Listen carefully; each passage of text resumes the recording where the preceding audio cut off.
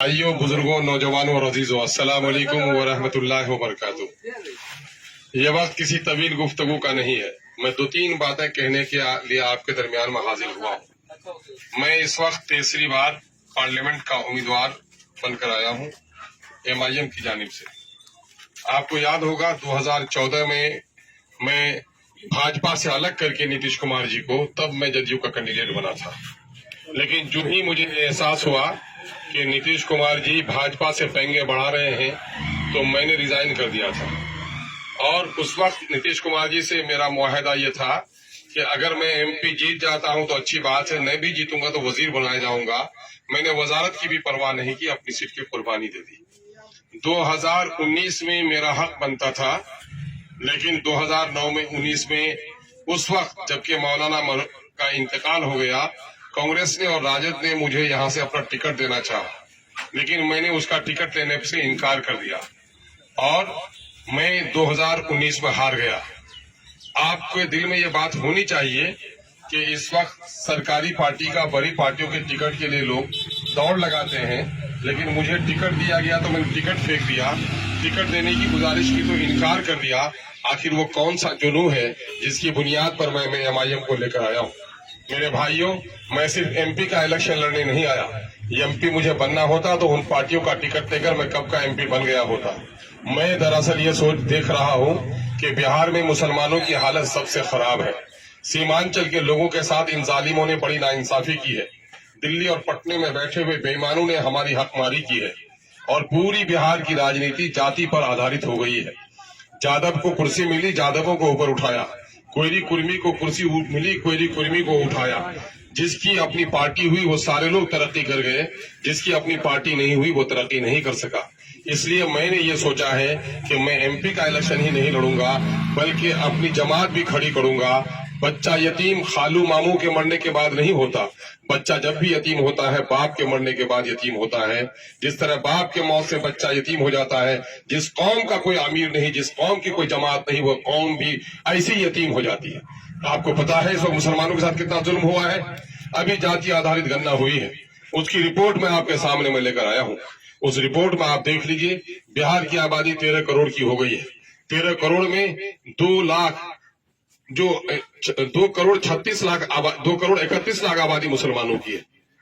18% आबादी मुसलमानों की है। सरकारी नौकरियां 20.5 लाख है। 20.5 लाख नौकरियों में मुसलमानों की हिस्सेदारी होती है 3,68,000। लेकिन इन बेईमानों ने हमको सिर्फ 1,73,000 नौकरी दी। 1,95,000 नौकरी से हमको महरूम रखा। मेरे भाई, अगर 1,95,000 लोग सरकारी नौकर होते तो 5 से 6 हजार लोग आपके जिला में सरकारी नौकरी में होते। उसमें 2-4 हजार आपके बेटे भी होते, 2-4 हजार फैमिली बढ़ती। आपको गुलाम बनाया गया है, इसलिए हमने अपनी पार्टी खड़ी की है। और अल्हम्दुलिल्लाह जिन लोगों ने भी पार्टी की, यादवों ने पार्टी खड़ी की, यादव की हालत अच्छी हुई है। मुसलमानों ने केरल में और तेलंगाना में अपनी पार्टी खड़ी की है, उनकी हालत अच्छी हुई है। इसलिए आइए, सिर्फ हमें वोट देकर MP नहीं बल्कि अपनी क़यादत को खड़ी कीजिए। जो लोग 2 और मेरे मुकाबले में हैं, वो लोग डॉक्टर जावेद साहब हैं। डॉक्टर जावेद साहब, आपको मालूम है पार्लियामेंट में क्या जिम्मेदारी होती है लोगों की? पार्लियामेंट के मेंबर की 4 बुनियादी काम है। हमारे यहाँ 90-99 लोगों को मालूम नहीं है क्या काम है। पहला काम यह है कि वो कानून बनाए मुल्क के हित में, अपने जनता के हित में, अपने क्षेत्र के हित में। अगर उसके खिलाफ कोई कानून बनता है तो उसकी मुखालिफत करे। कभी आपने देखा कानून के मामले में लड़ाई करते हुए? नहीं देखा होगा। दूसरा काम होता है टैक्स के पैसे से जो विकास का कार्य होता है, उस विकास कार्य में अपने क्षेत्र को हकदार बनाना, और कभी भी विकास के लिए भी इसने लड़ाई नहीं लड़ी है। तीसरा काम यह होता है कि सरकारी पॉलिसी को, वेलफेयर की पॉलिसी को, लोगों के भलाई के काम को DM से लेकर सेक्रेटरी से लेकर पंचायत लेवल तक जमीन पर उतारना, उसके लिए भी शख्स ने कभी कोशिश नहीं किया। चौथा काम है अपने जनता के दरमियान में कानूनी, समाजी, अखलाकी बेदारी पैदा करना और बुरे कामों से रोकना। ये भी नहीं किया है। क्या इस चारों काम में कोई काम किया है जिसमें पास हो सकता है? सब में वो 0 है, तो उसका नंबर 0 होना चाहिए कि नहीं होना चाहिए? दूसरी बात ये बताओ, बाप का कत्ल कोई कर देता है, 5 साल हो गए, गम भुला दिए, मिलाद कर लिए, चहलुम कर लिए, 5 साल में भूल गए बाप के कत्ल को। लेकिन बाप का कातिल अगर मूंछ ऐठाए हुए बस्ती में आए तो बाप का गम ताजा होता है कि नहीं होता है? बताओ, बाप का वो कातिल बस्ती में आए तो कुर्सी में बैठने दोगे कि गर्दन पर हाथ रखोगे? बोलो क्या करोगे? गर्दन बात। अगर बाप से रिश्ता है, अगर गैरत बाकी है, यकीनन है कि बाप के कातिल से बदला लोगे। ये बताओ, बाबरी मस्जिद तोड़ी किसने? फूल वालों ने तोड़ी कि नहीं तोड़ी? ये बात बताओ, गुजरात में माओ बहनों की इज्जत किसने लूटी? फूल वालों ने लूटी कि नहीं लूटी? बोलो किसने लूटी? फूल वालों ने लूटी कि नहीं लूटी? बिल्किस की आबरू उसके बेटे के सामने में किसने लूटी? और वो जब जेल से रिहा होकर आया, उसका जानी तो उसके गले में माला कौन डाला? फूल वाले ने डाला कि नहीं डाला? ये बताओ, अभी पूरे मुल्क में नफरत हिंदू और मुसलमानों में किसने फैलाया? फूल वालों ने फैलाया कि नहीं फैलाया? ये बताओ, नमाज पढ़ते हुए हमारे नमाजी को लात मारा, ये फूल वालों की करतूत है कि नहीं है? ये बात बताओ, तलाक बिल पर हमारे मौलाना मरहूम को बोलने नहीं दिया और हमारी शरीयत पर हमला किया, ये काम फूल वाले का है कि नहीं है? तो क्या उस फूल वाले को अपने बस्ती में चैन से आने दोगे? अगर गैरत बाकी है तो शायद नहीं आने दोगे। ये तीर नहीं, तीर को तीर समझना भूल है, हकीकत में ये नरेंद्र मोदी का फूल है, समझे? इसलिए अब तय कर लो, फूल नफरत का अपने चमन में कभी खिलने नहीं देंगे, तीर दुश्मनी की अपनी बस्ती में कभी चलने नहीं देंगे। किशनगंज के जन ने खाई है कसम, दलालों को नेता कभी बनने नहीं देंगे, मीर जाफर को नेता कभी बनने नहीं देंगे। आपको लगती है मैं सही बात कह रहा हूँ? ये जो आदमी है मुजाहिद, ये कौन है? ये सड़क पर गिट्टी, पहले अमीरों के घर बनते थे तो बालू की कोई कीमत नहीं लगती थी, आज गरीबों का घर बनने लगा है तो गिट्टी पर रॉयल्टी, बालू पर रॉयल्टी। आज जितना भी अवैध वसूली हो रही है, सरकार का दामन पकड़कर यही लोग वसूली करा रहे हैं। आज गरीबों का घर बनना महंगा कर दिया, वो पैसा लूटता है। घर में 50 टेलर आपका वसीम आया, 50 टेलर से 50,000 की वसूली हुई और गांव के 4 दलाल को 500 रुपया करके दे दिया, तो चौक में जिंदाबाद जिंदाबाद कर रहा है। कौम को लूट कर जो जिंदाबाद जिंदाबाद करता है, ऐसे लोगों को सबक पढ़ाना आपकी जिम्मेदारी है।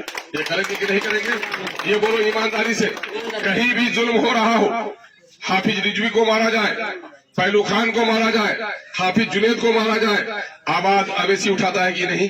सीए का काला कानून के खिलाफ अवैसी ने आवाज उठाई कि नहीं? अवैसी जब पार्लियामेंट में बोलता है तुम्हारा सीना चौड़ा होता है कि नहीं? गर्दनें ऊंची होती है कि नहीं होती है? तुम्हारी आवाज उठाता है कि नहीं उठाता है? तो बोलो, जो दरख्त फल दे उसके जड़ में पानी दोगे या कुल्हाड़ी चलाओगे? पानी दोगे। मुझको वोट दोगे तो मजबूत कौन होगा? अवैसी। और बीजेपी वालों को वोट दोगे तो कौन मजबूत होगा? मोदी को मजबूत करोगे। कांग्रेस को वोट दोगे तो नस्लों का नुकसान होगा। इसलिए मैं गुजारिश करने आया हूं मेरे भाइयों, मेरे खिलाफ ये कांग्रेस के लोग, ये राजद के लोग, ये जदयू के लोग, भाजपा के लोग बहुत दुश्मनी करेंगे। वो चाहते हैं कि मुसलमानों का वोट गुलाम बनकर रहे, इनकी आवाज नहीं उठ सके। अब तो ईमान किसी की गुलामी नहीं, महल में किराए के नहीं, अपना अलग झोपड़ी बनाना चाहता है, अपनी अलग पार्टी बनाकर आपके नस्लों के इंसाफ की लड़ाई लड़ रहा है। आइए एक मरतबा हमें साथ दीजिए। बहुत बहुत शुक्रिया। अस्सलाम वालेकुम। एक नारा लगा सकोगे आप लोग? बिल्कुल लगाएं सर। देखो, गुजरात से दंगे से पहले मुरादाबाद में हमारे सीने पर गोली किसने चलाई? कांग्रेस ने। मूर्ति कौन बैठाया मस्जिद में? कांग्रेस ने। ये बात बताओ, जदयू ने काला कानून में मोदी का साथ दिया कि नहीं? ये बात बताओ, नौकरियों में राजद भी हमको नौकरी छीनने में जिम्मेदार है कि नहीं? भाजपा तो हमको बर्बाद करना चाहती है, तो सबके दिल में खोट है कि नहीं? सबने दिया हमको चोट है कि नहीं? तो मैं जो जुमले दोहराता हूँ, जुमले में आवाज हो, बाजू में कुव्वत हो, पेशानी पे गुस्से की लकीरें हो। मैं बोलता हूँ, सबने दिया है हमको चोट, सबने दिया हमको चोट, बाजू उठाओ मौलाना। सबने दिया है हमको चोट, सबने दिया हमको चोट, सबके दिल में है खोट, सबके दिल में है खोट। अब न देंगे इन बेईमानों को वोट, अपना देंगे बेईमानों को, अब न देंगे इन बेईमानों को वोट, अपना देंगे इन बेईमानों को अब वोट। अपनी पार्टी अपना वोट, अब अपनी पार्टी अपना वोट। पतंग छाप जिंदाबाद, मिनिस्टर सुंदर अवैसी जिंदाबाद, अख्तर इमाम जिंदाबाद, अख्तर इमाम जिंदाबाद, पतंग छाप जिंदाबाद। मोर बात ना दिल गोठे नौजवान सब तुम साथ 4 दिन कारो चाय पीले कुछ नहीं है जाबे।